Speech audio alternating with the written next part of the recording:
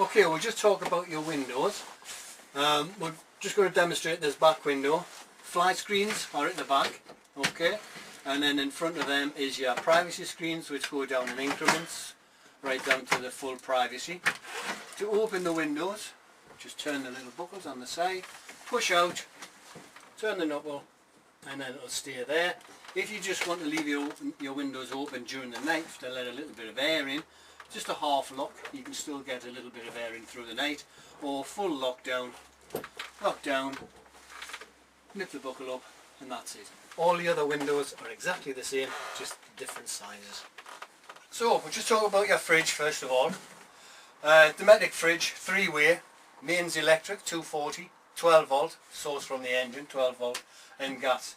At the moment I've got it on gas. To ignite it on gas, all you need to do is turn the dial to the gas sign, which is on the bottom, press the dial, a couple of clicks on the piezo, the orange pointer should go into the green. Once it's gone into the green, release. As long as it stays there, then it's actually running on gas. If you're not too sure, you can always step out the van. There's a couple of vents just outside. You put the back of your hand on the top right hand corner, you should be able to feel warm air coming out of there, and that's a sign that it's actually running on gas.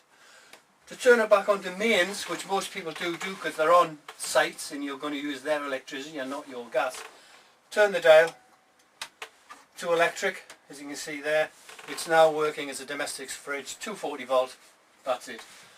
To alter the temperature, you will class that as the warmest, and then you turn the dial clockwise and then turn it right around. It's cooler, cooler, cooler to there.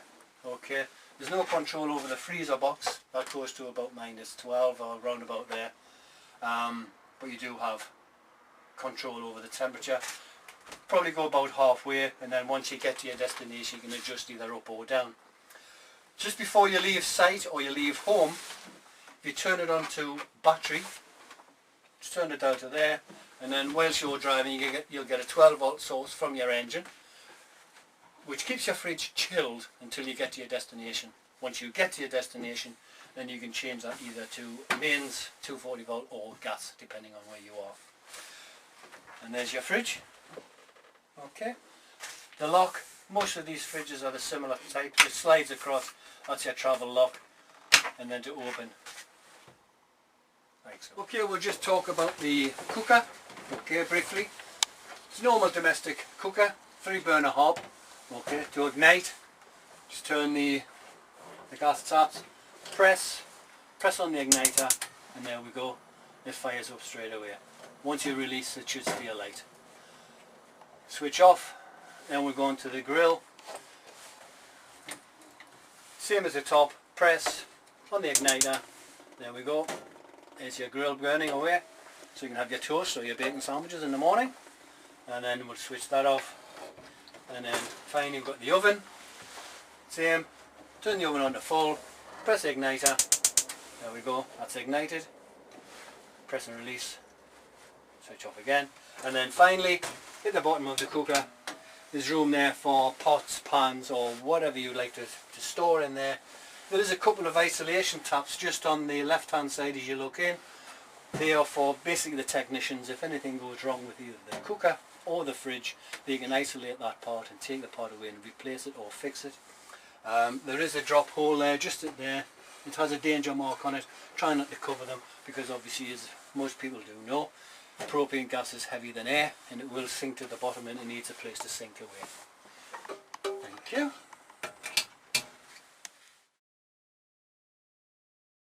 Hi again, we're just going to talk briefly about the traumatic gas and electric fire, dual fuel as I've just said. First of all, we'll concentrate on the gas side. Gas side is on the right. Okay, to switch on, just turn the dial round to 10, round about there, press and hold, a couple of clicks on the piezo, hopefully it should ignite. Just to check, there's a small inspection hole just at that angle. If you look inside of there, you will see a blue light. Once you see that ignited, release, and you'll hear it fire up, and then once it's fired up you can adjust it to either halfway or whatever. Leave the fire on maybe about 5 to 10 minutes, let the fire get quite hot to the touch. It's now convecting the heat out of the front of the fire. Then you can switch the fan on, which is just here. It's 12 volt. Turn it over to the left. The dial on the top is 12 volt. That adjusts the speed of the fan. Okay, it's on full there. What's happening in air is being drawn in to the front of the fire, going over the firebox, heating up, and then being expelled or into the various parts of the van. At night time you can turn the fire rate down to about 2.5, turn the fan speed round to about 1.5, and then on this dial, if you turn it to the extreme right, there's a small letter A. A is for automatic. Okay, so what will happen now is that the fire will kick in through the night. It'll switch itself on and off through the night and keep the van nice and warm. On the electric side, we'll talk about that a little later, which is just round the corner. Thank you.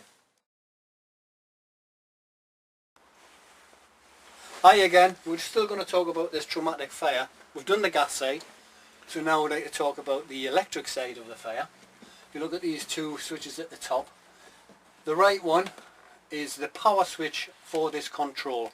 Okay, so that's off, that is on, so that is now giving power to this switch. This switch has a dial on the outside. At the top we have a figure of 2000, which is 2000 watts. Then in the middle is a small circle, which is off. Next one down is 500, and then the next one down is 1000 watts. Depending on what site you're on, I mean, you may have to adjust the power source that you're drawing from the bollard. At the moment we're on 2000, so we can leave it on there. So now we have 2000 watts going to the back of the fire, which is just down on my right hand side here. There's an element just like the inside of a kettle, but it's quite a big one. That heats up, and then just like as before, once that heats up you can turn the fan on like we did with the gas side. The inner dial is your thermostatic control for the room temperature. Okay, as you turn that, sometimes you can hear it clicking on and off. You can there. So I'll turn it back up to full. So you can set it to about 5, and then once the temperature drops it'll switch itself off, and then it'll switch itself back on again when it cools. Now talk about the gas side, or heating your water. This switch here is basically an immersion switch, just like at home. Switch it on, it will heat your water through the boiler to approximately 65 degrees. Once it reaches that temperature it'll switch itself off. Okay, so I'll just switch that side off. And then the gas side, if you're not on hookup, then you'll have to use that. And it's literally an on-off switch. Okay, just switch it on, you'll get a green light, you'll hear a click at the back of the boiler, and the inner dial is the water temperature, 70, 60, 50, 40, right down to 30. So you can save on gas. If you only want the water up to about 30, 40 degrees for hand washing and so forth, or if you've got children and you don't want to get them scalded, you can turn it right down. As you can probably see, your little red lights come on there because there is a cover outside which I haven't taken off. We'll explain that at a later time. So I'm just going to switch that off again. You can have them on both if you want rapid heat. So you can have the immersion heater on and the gas side on, and then once the water's heated up, if you want to save on your gas, turn the gas side off and just use the electric side. And then finally we'll have this small control panel here. You've got a little dial at the top. The top line is for the voltage, the blue is for the water. You've got a toggle switch here, triple toggle switch. You've got AUX, which is auxiliary. In the middle is off. As you can see, everything's gone very dark. And then if I turn it right back down to the bottom, we're now using the vehicle battery. Okay, but normally you would try and use the auxiliary battery. The middle one is for your water, to test for how much water you're actually carrying. Using the blue dial, as it happens, we've got about a half a tank of fresh water. And then finally you need your pump on to service your taps in the kitchen and in the washroom. Just switch on, you can hear the pump clicking away, the green light is on, it's now filling the boiler. It's now got back up to pressure. As you can see, the green light has gone off. So I'm going to switch that off now. Basically that's about it. You've got a small LED light there which has waste written above it. When the waste tank is about 3/4 full, that little light will come on, which is an indication that you need to go and ditch some of your grey water or your waste water. Okay, thank you.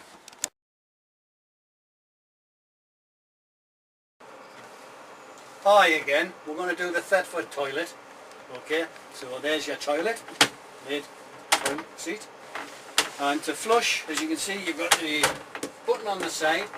As long as you've got plenty of water in your main tank, because this water is drawn from the main tank. Some vans do have their own reservoir, depending on which van, but the principle is exactly the same. The button, press the button, press and hold. As long as you've got your finger on the button there, the bowl will fill, and to dump the contents into the cassette below, just turn the handle and it drops down. Fellas tend to leave it open while they do their business. Ladies prefer it closed because they're not quite sure what's in there. Or you can have a little bit of water in there if you like to hear the tinkle, but if not, it doesn't make any difference which way you do it. There's a small light will come on, amber, when the cassette underneath is nearly full. Okay?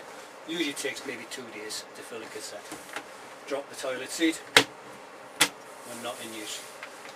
If we go up the van, we have a small sink.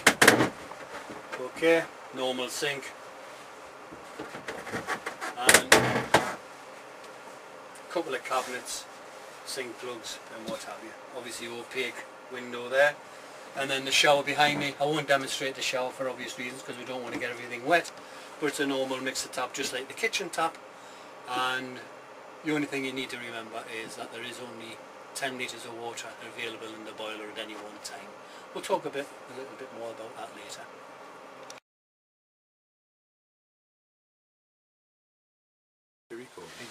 Okay. Right, we'll just go on to this control panel, which is usually on the Swift model, which could be the Bessie car or a Swift itself. They do vary, but basically, in a nutshell, as we say, we've got a power switch which is right in the centre. So what I'm going to do, I'm going to switch it off, and I'll switch it back on again. And what it'll do, it'll light up like a little Christmas tree. So now, on the extreme left, it's telling you the power or the condition of our leisure battery. Okay, it always switches itself off after a few seconds just to save power. If you need to view levels, there's a button there which obviously says exactly what it says on the tin. Just press the button and it views the levels. So it gives you the voltage of your leisure battery, voltage of your engine battery, how much fresh water we're carrying. If it goes off, just press it again. And then how much water we have in our waste tank. We've got about a full tank of fresh water and 0 water in the waste tank. If you want to change from leisure battery to engine battery, all you need to do is switch across. We're now using the leisure battery. So as we speak, as long as we're hooked up, we're actually using the engine battery, and the engine battery is being charged. As you can tell by the front of the small diagram there, the light's on at the front of the vehicle. If I press the other side, it'll go to the back of the vehicle. So we're now back onto the leisure battery. Button on the bottom there, on the extreme left, is just the awning light. See the little light come on just above the door. Next one is the water pump, which obviously services your kitchen taps and your shower room taps. As we've gone through before, view your levels, and then finally is your light switch, which is the power switch for the lights, and all the lights are individually switched after that. And basically that's it. So when you leave the vehicle, all you need to do is press the middle power button, and obviously everything goes off. Thank you.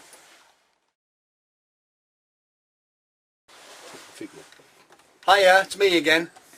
We're going to just briefly talk about the Truma heating system, the control panel, which you'll usually find are above the door. So we're just going to pause just for a couple of seconds just so I can give you a better picture. We've zoomed right into the control panel, as you can see. Okay, we'll talk about the one dial on the left, which is your power source. This is how much power you've got available on the van at any one time, as long as you're hooked up and you have gas on board. So the first one, right at the very top, you have 2 wavy lines, which is the equivalent to approximately 2 kilowatt. The next one down is 1 wavy line, which is equivalent to 1 kilowatt. Next one down is a little gas flame, which is gas only. Then the next one down is a gas flame and 1 wavy line, which is equivalent to gas and 1 kilowatt together. And then finally at the bottom you have gas and 2 kilowatt, which is a huge amount of power. So for this experiment, because I know we're hooked up, we've got gas on board, so I'm going to leave it on gas and electric. Then we go on to the other dial, which is deciding on what you're going to do with all this power. At the top of the list, we've got heating your water up to 60 degrees. As you can see, we've got a green light and an amber light. Then the next one down, 40 degrees. Next one down, off. As you can see, both lights have gone off. Then the next one down we'll have a gas flame by itself, which is heating only. Switch it onto there, we've got a green light, we'll get an amber light. Then the very last one is heating and heating your water up to 60 degrees. So at this moment in time we're heating the van and heating your water up to 60 degrees via gas and electric.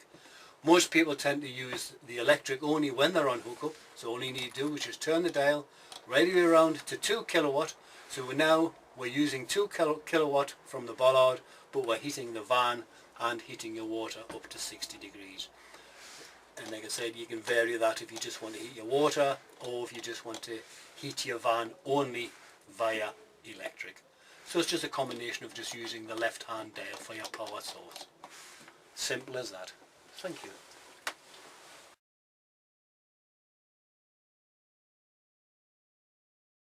No. Okay. Hiya, it's me again, Ron. We're going to talk about the Thetford fridge. They do vary, but these are quite the new ones. So what I'm going to do, I'm going to switch it on. Small button at the bottom there. Just press and hold. What it'll do, it'll go through its little mechanical scroll. There's 18 faults that can be found with this fridge. When you get your new van and you get the handbook, like I said, if you look in the handbook, it'll have all these faults. So first of all, we'll go through and we've got on the left hand side, we've got a little battery which is telling me that we're on 12 volt. So we're getting a 12 volt source from your engine to your fridge, which will keep your fridge chilled till you get to your destination. The reason why we've got a flashing blue light is because the engine's not running. If we looked on the screen, you'll see number 10 and a little spanner. If you look on your handbook, it'll tell you that your engine's not running. So next we go into gas. Okay, we've got a little gas flame there. We've got gas on board, so it automatically ignites on gas. As long as you've got a continuous flow of the blue light, then we know that it's actually running on gas. Next one is in the middle, which is electric. Okay, 240 volt, and obviously as long as you're hooked up, the fridge is going to work perfectly well. And then if you press it again, you get auto written above it. Now what I would do personally is just leave it on auto, and the fridge will always work in your favour. So as soon as you unhook and you switch your gas off and you travel, once you get to your destination, you hook up again, the fridge will automatically go on to electric. And then when you turn your gas on, if you're not hooked up, the fridge will automatically go on to gas. Okay. The right hand dial is for your temperature. So if we turn it to there, we'll call that the warmest. Then it's cooler, cooler, cooler, and that's the coolest setting. I would suggest you put it on to about 3, and then once you get to your destination, you can check what you've got in the fridge and if you need to go up or down. Okay. The only other thing I need to tell you is if you have it on auto and you went into a garage and you accidentally left your gas on, I'm sure some of us have done it before, I certainly have, by accident, and you pull into a garage and you switch your engine off, the fridge will try and find a power source, and it won't find electric because you're not hooked up. You've switched your engine off, so it won't find a 12 volt source, so it'll start looking for gas, and if you've accidentally left your gas on, it will try and ignite on gas, and you don't want that to happen in a garage while you're fueling up. So what it does, the fridge will wait approximately 15 to 20 minutes before it actually ignites on gas. But it will do that anywhere you are. So even if you just stop for a break at a lay-by for a cup of coffee and you turn your gas on, it'll still take about 15 minutes for it to ignite on gas. So don't worry about it. But normally it would just go straight onto auto. If you're not hooked on, it will go on to gas automatically. Okay, thank you.